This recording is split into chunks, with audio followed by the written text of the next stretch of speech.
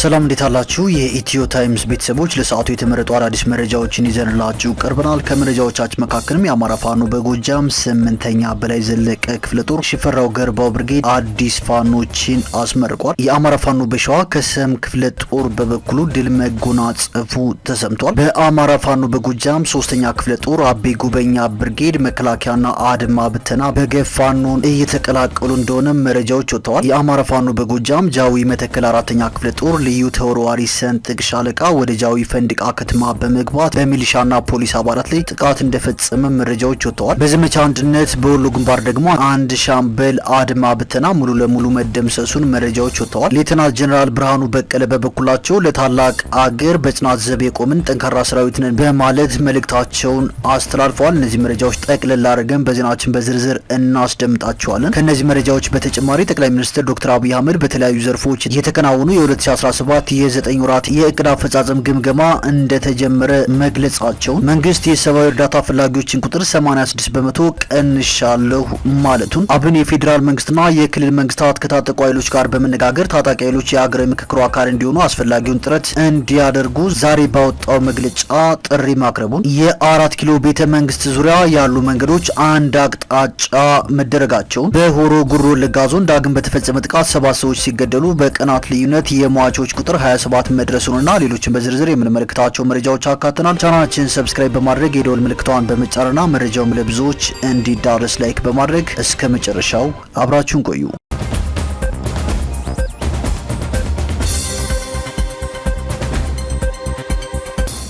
ወደ መጀመሪያው መረጃችን ስናልፍ 4 ኪሎ ቤተ መንግስት ዙሪያ ያሉ መንገዶች አንድ አቅጣጫ መሆናቸው ተሰምቷል። 4 ኪሎ ቤተ መንግስት ዙሪያ ያሉ መንገዶች አንድ አቅጣጫ ብቻ ሆነው እንዲያገለግሉ ስለተደረጉ አሽከርካሪዎች በተተከሉ የመንገድ ትራፊክ ምልክቶች መሰረት እንዲጓዙ ተነግሯል። መንገዶቹ ከጥይት ቤት እስከ ፓርላማ ትራፊክ መብራት፣ ከቤተ መንግስት ፓርኪንግ እስከ ጥይት ቤት እንዲሁም ከፓርላማ ትራፊክ መብራት እስከ ሳይንስ ሙዚየም ቀድሞ የነበረው ባለ 2 አቅጣጫ መንገድ ወደ አንድ አቅጣጫ መንገድ የተቀየሩ መሆናቸውን ከአዲስ አበባ ትራፊክ ማኔጅመንት ባለስልጣን የተገኘው መረጃ ያመለክታል።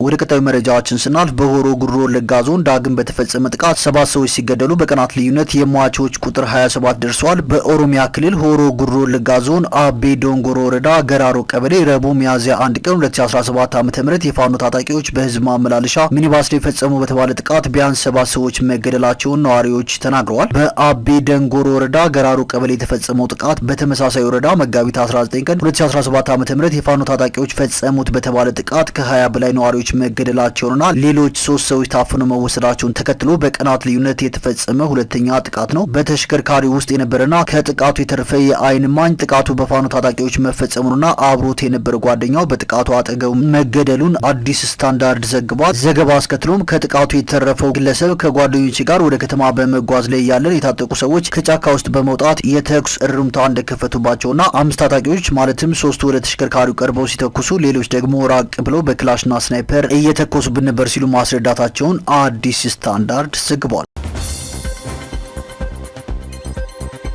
ወደ ቀጣዩ መረጃችን ስናልፍ የአማራ ብሔራዊ ንቅናቄ አብን የፌዴራል መንግስትና የክልል መንግስታት ከታጠቁ ኃይሎች ጋር በመነጋገር ታጣቂ ኃይሎች የሀገራዊ ምክክሩ አካል እንዲሆኑ አስፈላጊውን ጥረት እንዲያደርጉ ዛሬ ባወጣው መግለጫ ጥሪ አቅርቧል። ፓርቲው ተጽዕኖ ፈጣሪ ግለሰቦች፣ የታጠቁ ቡድኖች፣ ሲቪክ አደረጃጀቶች፣ የሙያ ማህበራትና የሃይማኖት ተቋማት ምክክር ኮሚሽኑ ባመቻቻቸው መድረኮች እንዲሳተፉ ጠይቋል። ከዚህ በፊት በተካሄዱ የአጀንዳ ማሰባሰብ መድረኮች በንቃት መሳተፉንና በተለይ በአዲስ አበባ በኦሮሚያና በቤኒሻንጉል ጉሙዝ ክልሎች የአማራን ህዝብ መሰረታዊ ጥያቄዎች ማስመዝገቡንም ፓርቲው ጠቅሷል። አብን የአማራ ህዝብ አጀንዳዎች በአማራ ክልል ብቻ የተወሰኑ አለመሆናቸውንም አውስቷል። በሌላ መረጃ ደግሞ የኢትዮጵያ ሀገራዊ ምክክር ኮሚሽን የአማራ ክልልን አጀንዳ መረከቡ ተገልጿል። የኢትዮጵያ ሀገራዊ ምክክር ኮሚሽን በአማራ ክልል የአጀንዳ ማሰባሰብ የምክክር መድረክ አጠናቆ አጀንዳዎችን ተረክቧል። ኮሚሽኑ ከመጋቢት 27 ቀን 2017 ዓ.ም ጀምሮ በባህር ዳር ከተማ ሲያካሂድ የቆየውን የአማራ ክልል የአጀንዳ ማሰባሰብ የምክክር መድረክ በዛሬው ዕለት አጠናቋል። የክልሉን ምክክር በበላይነት ሲያስተባብሩ የቆዩት ያሳዩት የኮሚሽኑ ኮሚሽነር ዶክተር ዮናስ አዳይና ኮሚሽነር መላኩ ወልደማርያም የክልሉን አጀንዳ ከባለድርሻ አካላት ተወካዮች በይፋ ተረክበዋል። ላለፉት 7 ቀናት በክልሉ በተከናወነው የአጀንዳ ማሰባሰብ የምክክር መድረክ ከ6000 በላይ ተወካዮች ተሳትፈዋል። በሂደቱ የፖለቲካ ፓርቲዎች፣ የመንግስት አስፈጻሚ አካላት፣ የተጽዕኖ ፈጣሪ ግለሰቦች፣ የማህበረሰብ ወኪሎች እንዲሁም የልዩ ልዩ ተቋማትና ማህበራት ተወካዮች ተሳትፈዋል። ኮሚሽነር መላኩ ወልደማርያም በአማራ ክልል ሲካሄድ የቆየው የአጀንዳ ማሰባሰብ የምክክር መድረክ በስኬት እንዲጠናቀቅ አስተዋጽኦ ላበረከቱ አካላት ምስጋናቸውን አቅርበዋል። ወደ ቀጣዩ መረጃችን ስናልፍ በአራዳ ክፍለ ከተማ ጉቦ ሲቀበሉ የነበሩ ሰራተኞች እጅ ከፈንጅ ተይዘዋል። በአራዳ ክፍለ ከተማ አስተዳደር ወረዳ 5 ጽዳት አስተዳደር ጽህፈት ቤት ሰራተኞች የሆኑ 2 ግለሰቦች በአዲሱ የሰራተኞች ምደባ ላይ የተሻለ መደብ እንዲሰጠኝ በማለት 10,000 ብር ጉቦ ሲቀባበሉ እጅ ከፈንጅ ተይዘዋል። አቶ ሀብታሙ ብርሃኑ የተባሉት የወረዳው ጽዳት አስተዳደር ጽህፈት ቤት ሰራተኛ በሰራተኞች ምደባ የተሻለ መደብ እንዲሰጠኝ በማለት በምደባ ኮሚቴው ላይ ለሚገኘው ለጽህፈት ቤቱ ቡድን መሪ ለአቶ በላይ ወርቅነህ 10,000 ብር ጉቦ ሲሰጥና ሲቀበል እጅ ከፈንጅ የተያዙ ሲሆን ግለሰቦቹ በህግ ከለላ ስር ውለው ተጨማሪ መረጃ እየተጣራባቸው መሆኑንም የወረዳ አስተዳደሩ አስታውቋል።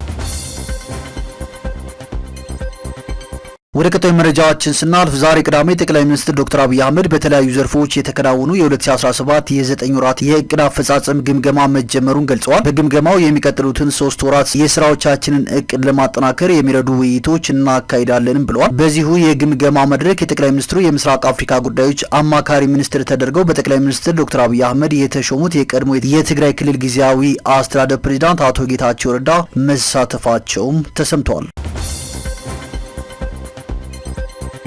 ወደ ቀጣዩ መረጃችን ስናልፍ መንግስት የሰብአዊ እርዳታ ፈላጊዎችን ቁጥር 86 በመቶ ቀንሻለሁ ብሏል። በየአመቱ ከውጭ ይመጣ የነበረ $1 ቢሊዮን ማዳኑንም ገልጿል። ባለፉት 5 ዓመታት በኢትዮጵያ የሰብአዊ እርዳታ ፈላጊዎችን ቁጥር በ86 በመቶ መቀነሱን የአደጋ ስጋት ስራ አመራር ኮሚሽን አስታውቋል። የህዝብ ተወካዮች ምክር ቤት የውጭ ግንኙነትና የሰላም ጉዳዮች ቋሚ ኮሚቴ ከኮሚሽኑ የስራ ኃላፊዎች ጋር በኢትዮጵያ አደጋ ስጋት ስራ አመራር ረቂቅ አዋጅ ላይ የአስረጅና የባለድርሻ አካላት መድረክ ውይይት ሲደረግ ነው መረጃው ይፋ የተደረገው። ረቂቁን በተመለከተ ማብራሪያ የሰጡት ኮሚሽነር ሽፈራው ተክለ ማርያም ባለፉት 5 ዓመታት ጨዋታ ቀያሪ የሆነ ወረቶችን ማስመዝገብ ችለናል ካሉ በኋላ በትልቅ ስኬትነት የምናቀርበው ባለፉት 5 ዓመታት የሰብአዊ እርዳታ ፈላጊዎችን ቁጥር እስከ 86 በመቶ የቀነሰበት ነባራዊ ሁኔታ መፈጠሩ ነው ሲሉም ተናግረዋል። ወደ ቀጣዩ መረጃችን ስናልፍ የአማራ ፋኖ ቦሎ ንጉስ ሚካኤል ኮር አማራ ሳይንት መቅደላ ክፍለ ጦር ታቦር ተራራ ብርጌድ በመንግስት የሚሊሻ አባላት ላይ ጉዳት ማድረሱ ተሰምቷል። በዋሮ ግንባሩ ውቅር በሚባለው ቦታ በትናንትናው ዕለት ከቀኑ 7 ሰዓት እስከ ምሽቱ 12 ሰዓት የዘለቀ ከባድ ውጊያ የተደረገ ሲሆን በአገዛዙ ሰራዊት ላይ ከፍተኛ ጉዳት እንደደረሰበትም ተሰምቷል። በጦርነቱም 5 የአገዛዙ ወታደሮች መገደላቸው ነው የተገለጸው። በዘመቻ አንድነት ወሎ ግንባር አንድ ሻምበል አድማ ብተና ሙሉ በሙሉ እንደተገደለ መረጃዎች ተሰምተዋል። የአማራ ፋኖ በወሎ ምስራቅ አማራ ኮር 1 ከሀውጃኖ ክፍለ ጦር 4ኛ ሻለቃና አሳምኖ ክፍለ ጦር 5ኛ ሻለቃ አንድ ሻምበል በጥምረት በሰሩት ተጋድሎ ታላቅ ድል መጎናጸፋቸውን የአማራ ፋኖ በወሎ አሳውቋል። ሚያዝያ 3 ቀን 2017 ዓ.ም ከምሽቱ 6 ሰዓት እስከ ምሽቱ 7 ሰዓት ከ20 ድረስ 1 ሰዓት ከ20 ደቂቃ በፈጀ ፈጣን ማጥቃት ወልዲያ ከተማ ገብርኤል ተራራ ላይ ኮንክሪት ምሽግ ሰርቶ የተቀመጠን አንድ ሻምበል አድማ ብተና ኃይል ሙሉ በሙሉ መደምሰሳቸውን የአማራ ፋኖ በወሎ አሳውቋል። ከሁለቱ ሻለቆች አንድ ሻምበል በጣምራ በፈጸሙት አስደናቂ ፈጣን ማጥቃት በኃይል ታፍነው የሰለጠኑ በቅርቡ ተመረቀው የተመደቡ አንድ ሻምበል አድማ ብተና ሙሉ ለሙሉ በመደምሰስ ወልዲያ ከተማ በመግባት ሌላ ተጨማሪ ጀብድ የፈጸሙ ሲሆን ወልዲያ ከተማ መሽጎ የነበረ የጸጥታና የፖለቲካ እንዲሁም ከፍተኛ ጄኔራሎች በበርካታ ፓትሮሎች ብረት ለበስና ዙ 23 ታጅበው ሌሊቱን ወደ ጭፍራ እንደሸሹም ተሰምቷል። በተጋድሎም ከ40 በላይ የአገዛዙ ኃይል ሲደመሰስ ከ20 ያላነሰ ቁስለኛ ደግሞ ተለቅሞ ወልዲያ ሆስፒታል መግባቱን የአማራ ፋኖ በወሎ በመግለጫው አሳውቋል። በሌላ መረጃ ደግሞ የአማራ ፋኖ በጎጃም ጃዊ መተከል 4ኛ ክፍለ ጦር ልዩ ተወርዋሪ ስንጥቅ ሻለቃ ወደ ጃዊ ፈንድቃ ከተማ በመግባት በሚሊሻና ፖሊስ አባላት ላይ ጥቃት መፈጸማቸው ተሰምቷል። በሚያዝያ 3 ቀን 2017 ዓ.ም ከምሽቱ 2 ሰዓት ወደ ከተማዋ ዘልቀው በመግባት ከ3 በላይ የሚሊሻ ኃይሎች እንደተገደሉና በርካቶች ቁስለኛ እንደተደረጉ መረጃዎች ወጥተዋል። አንድ የሻለቃ አጃቢ የነበረ የመከላከያ አባል አገዛዙን በመክዳት የአማራ ፋኖ በጎጃም 4ኛ ክፍለ ጦር ኤፍሬም ህልምነ ብርጌድን ከነሙሉ ትጥቁ መቀላቀሉንም የአማራ ፋኖ በጎጃም ጃዊ መተከል 4ኛ ክፍለ ጦር ህዝብ ግንኙነት ኃላፊ ያዕቆብ ጌታውን ገልጿል። በተያያዘ መረጃ የአማራ ፋኖ በጎጃም 3ኛ ክፍለ ጦር አቤ ጉበኛ ብርጌድ በዝህብስት ቀጠና ከሚገኘው 99 ክፍለ ጦር 2ኛ ሬጅመንት 3ኛ ሻለቃ ከአገዛዙ በመክዳት የአቤ ጉበኛ ብርጌድን መቀላቀላቸውን የአማራ ፋኖ በጎጃም ምክትል ህዝብ ግንኙነት ኃላፊ እስቲበል አለሙ አሳውቋል። በተያያዘ መረጃ ደግሞ የአማራ ፋኖ በጎጃም 8ኛ በላይ ዘለቀ ክፍለ ጦር ሽፈራው ገርባው ብርጌድ አዳዲስ ፋኖችን አስመርቋል። ሚያዝያ 2 ቀን 2017 ዓ.ም በሸበል በረንታ ወረዳ የሚንቀሳቀሰው ሽፈራው ገርባው ብርጌድ ግዙፍ የሚባል የፋኖ ጦር አስመርቋል። ብርጌዱ ለበርካታ ወራት ብቁ ወታደራዊና ፖለቲካዊ ስልጠና በብቁ የዘርፉ ባለሙያዎች ሲወስዱ ከቆዩ በኋላ ጥሪ የተደረገላቸው በርካታ በየደረጃው የሚገኙ የድርጅቱ አመራሮች እንዲሁም ጥሪ የተደረገላቸው ልዩ ልዩ እንግዶች በተገኙበት አስመርቋል። የአማራ ፋኖ በጎጃም ቀጠናዊ ትስስር መምሪያ ኃላፊ አርበኛ የቆየ ሞላና የሚዲያ ክፍል ኃላፊ አርበኛ ጥላውን አበጄ የ8ኛ በላይ ዘለቀ ክፍለ ጦር አመራሮች በተገኙበት ለተመራቂ ፋኖች የእንኳን ደስ አላችሁ መልእክት ካስተላለፉ በኋላ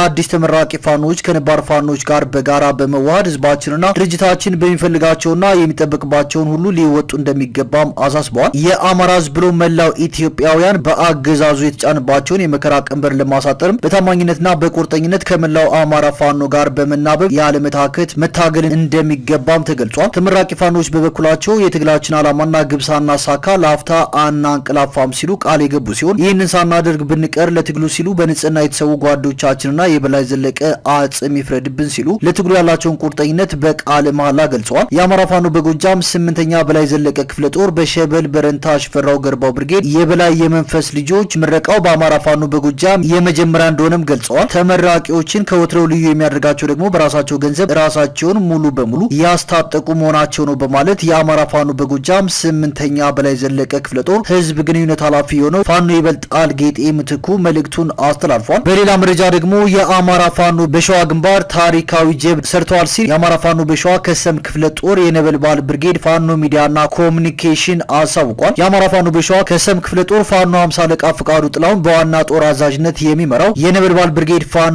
ታሪካዊ ጀብድ መፈጸሙ ተሰምቷል። በፋኖ 50 አለቃ ሰለሞን አድነው የሚመራው ሻለቃ ከምሽቱ 5 ሰዓት ተኩል ገደማ ወደ ባልጪ ከተማ ሰርገው የገቡት ኃይሎች በባልጪ ፖሊስ ጣቢያና በከተማው መዘጋጃ ቤት በመግባት በአገዛዙ ኃይል ላይ ከፍተኛ ጉዳት ማድረሳቸውን የአማራ ፋኖ በሸዋ ከሰም ክፍለ ጦር የነበልባል ብርጌድ ፋኖ ሚዲያና ኮሙኒኬሽን አሳውቋል። ይህ በእንዲህ እንዳለም ለታላቅ አገር በጽናት ዘብ የቆምን ጠንካራ ሰራዊት ነን ሲሉ ሌተናል ጀነራል ብርሃኑ በቀለ ተናግረዋል። ለታላቅ አገር በጽናት ዘብ የቆምን ጠንካራ ሰራዊት ነን በማለት የሰሜን ምዕራብ ዕዝ ዋና አዛዥ የሆኑት ሌተናል ጀነራል ብርሃኑ በቀለ ተናግረዋል። ሌተናል ጀነራል ብርሃኑ በቀለ በሰራዊቱ የግዳጅ ቀጠና ተገኝተው ተልዕኮ በመፈጸም ላይ የሚገኙ የሰራዊት አባላትንና በስልጠና ላይ የሚገኙ የመቶና የጓዳ አመራሮችን ስልጠና ተመልክተዋል። ሰራዊቱንም አበረታተዋል። ኢትዮጵያ ወደ ከፍታ የምታደርገውን ሁለንተናዊ የእድገት ጉዞ መግታት የሚችል ምንም አይነት ምድራዊ ኃይል እንደሌለ የሰራዊታችን የዝግጁነት ደረጃ አመላካች ነው በማለትም ሌተናል ጀነራል ብርሃኑ በቀለ ተናግረዋል። በኢትዮጵያ በአፍሪካ ብሎም በዓለም ታላቅ ዝና ታሪክና ክብር ያላት አገር ናት ያሉት ሌተናል ጀነራል ብርሃኑ በቀለ ክብሯንና ዝናዋን እንደጠበቀች ለመጪው ትውልድ ማስተላለፍ ደግሞ የዚህ ትውልድ በተለይም ደግሞ የሰራዊታችን ኃላፊነት ነው ሲሉም ተናግረዋል። ሰሜን ምዕራብ ዕዝ የኢትዮጵያን ሉዓላዊነት የሚፈታተኑ የህዝቦቿን